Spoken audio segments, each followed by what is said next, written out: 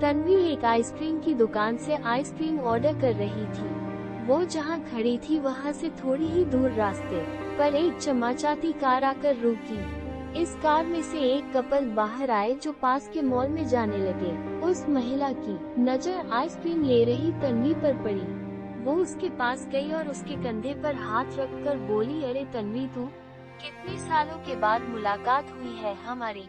तन्वी ने उस महिला को पहचान लिया। वो कोई और नहीं, उसकी कॉलेज की सहेली पल्लवी थी।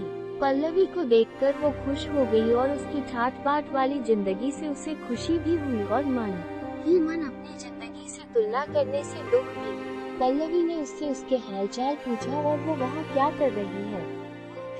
तन्वी ने उसे बताया कि आज उसकी शादी की सालगिरह है, इसलिए वो और उसके पति इस आइसक्रीम पार्टी करने आए हैं। तन्वी की बातें सुन पल्लवी ने अचरज से कहा कि क्या तुम आइसक्रीम खाकर अपनी एनिवर्सरी मनाती हो। तन्वी ने दुखी मन से जहाँ हमारी फाइनेंशियल कंडीशन इतनी अच्छी नहीं है, इसलिए हमें सोच समझकर ही खर्चा करना पड़ता है। पल्लवी ने अपनी बड़ाई मारते हुए कहा कि उसका पति उसे एनिवर्सरी पर लंदन ले गया था।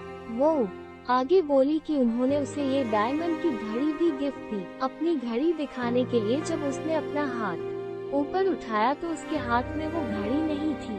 वो डर गई और अपनी घड़ी पास में खोजने लगी, लेकिन वहाँ पर भी घड़ी नहीं थी। इसलिए उसने पास में खड़े अपने पति को घड़ी खो जाने की बात करी। तब उसका पति उस पर गुस्सा करने लगा और उसे और उसके माँ बाप को भला बुरा कहने लगा। फिर गुस्से में उसका पति घड़ी खोजने ले एक कार की तरफ चला गया। तन्वी ये सब हैरानी से देख रही थी। उसने पल्लवी से पूछा कि उसका पति उसे कैसे बात करता है। पल्लवी ने आंखों में आंसुओं के साथ कहा कि उसके ससुराल वाले रिश्तों से ज्यादा पैसों से प्यार करते हैं। तन्वी को कुछ दिन पहले की बात याद आई जब उससे नया मोबाइल गलती से टूट गया था। उसने डरते डरते अपने पति से बोला तो उसके पति ने स्माइल के साथ उसे समझाया कि डरती क्यों हो, मैं इसे रिपेयर करवा दूंगा। उसने आज जो कुछ देखा और महसूस किया था, उसने उसे अपनी जिंदगी को पॉजिटिव दृष्टिकोण से देखना सिखा दिया। दोस्तों, ऐसी कहानी सुनने के लिए हमारे चैनल को लाइक करें, शेयर करें, सब्सक्राइब करें। Thank you so much.